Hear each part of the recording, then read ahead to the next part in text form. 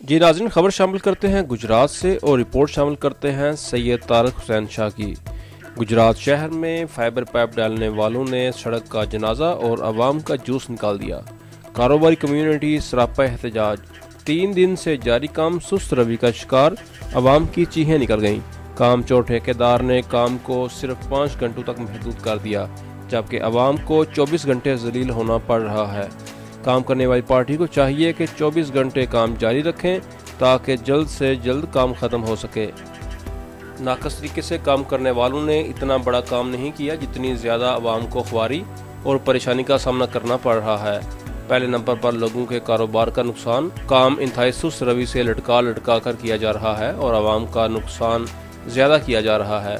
और दूसरी तरफ पाइप डालकर कई पाइप भी काट दिए गए जो बाद में जोड़ लगाए जा रहे हैं, जो बाद में शदीद परेशानी का बायस बनेंगे।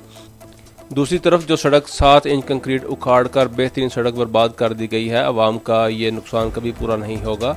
और जो रोड की फिलिंग की जा रही है वो भी इंतहाई नाकस तरीके से की जा रही है, जिसकी वजह से एक लड़का इस नाकस फिलिंग की वजह से जाम बख्श हुआ और कई गाड़ियों का नुकसान भी हुआ, टायर भी फटे, ट्रकों का भी बड़ा नुकसान हुआ। और नाकस फिलिंग के खिलाफ ताजरों ने एहतजाज का प्रोग्राम बना रखा है।